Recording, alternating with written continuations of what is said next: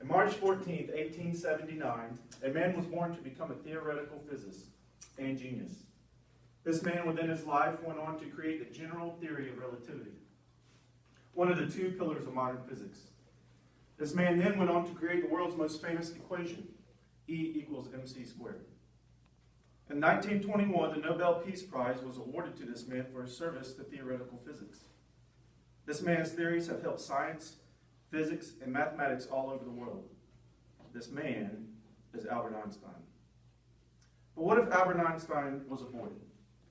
What if Einstein's mother had simply said, "I don't want him, I made a mistake"? Truly, this world would have missed out on one man's true greatness and contribution to our society. Abortion hasn't always been a legal process. PlannedParenthoodAction.com states that on January 22nd, 1973, the U.S. Supreme Court handed down its landmark decision in the case of Roe v. Wade, which recognized that the constitutional right to privacy extends to a woman's right to make her own personal and medical decisions, including the decision to have an abortion without interference from politicians. Over 40 years later, Americans are still standing by this decision, with 7 in 10 Americans believing Roe v. Wade should still remain the law of the land. Because of this decision, Abort73.com states that there was an estimated 1.21 million abortions in 2008. That dropped in 2009 by 5%, which equaled to about 1.15 million abortions that year. That would equal to about 3,150 abortions every single day that year. But what about recent? Abort73.com also reported that 954,000 abortions took place in 2014. That is actually down from the 983 that took place in 2013. These statistics are still daunting, yet people seem to still want to praise the 5% that survived and not give any regard to the 95% that did not. Abortion is an unfair use of power that is being increasingly abused and must be restricted. Today we will examine some of the reasons why abortion should be illegal. First, we'll look at the psychological and physical effects it has on the mother. Second, we'll discuss its effects it has on the economy. And finally, we'll explore how doctors gain from this practice.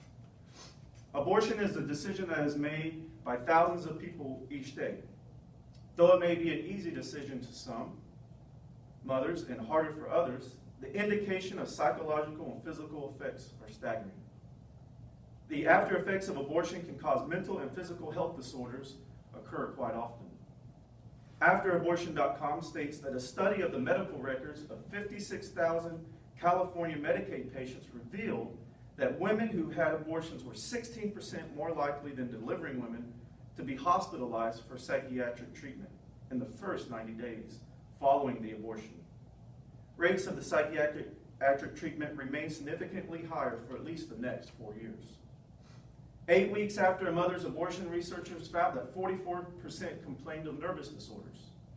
Post-abortion research states that 36% have sleeping disorders. 11% of those post-abortion women were even prescribed psychiatric medication. 36% of women had regrets about their decision. Compared to other women who gave birth naturally, 81% are more likely to experience mental health problems, according to Britain's Royal College of Psychiatrists. Psychological and/or mental health issues aren't the only things that mothers who have abortions may experience. There are also physical complications as well. According to AfterAbortion.com, approximately 10% of women suffer from immediate complications when undergoing induced labor. About 2% of those women were considered major health issues. 2 to 3% of women who have had abortions suffer from perforation of their uterus, because most of them never get it checked. When women who have abortion face a 2.3% higher risk of having cervical cancer. That number goes up to 4.92 when they have had more than one abortion. They undergo significant hormone changes that affected their stress levels and immune system. And surgery when abortion takes place could have permanent cervical damage. Not only does abortion have its effects on the mother, it also has effects on the U.S. economy. According to Thomas Strahan in his book, Detrimental Effects of Abortion, Strahan states that the United States is nearing a national debt of nearly $16 trillion. Aborted babies deal a great deal in that demise and rise of national debt. According to the Bureau of Labor Statistics and Social Security Administration, had abortion never been legalized in the Roe v. Wade case in 1973, we'd have well over 50 million babies who would have never been aborted. This would have led to over 17 million more people employed. $400 billion of that workforce would have been contributed to economic society and growth. $11 billion contributed to Medicare. $47 million contributed to Social Security. And at this rate, Social Security will eventually run out if abortion continues and America continues to spend government money.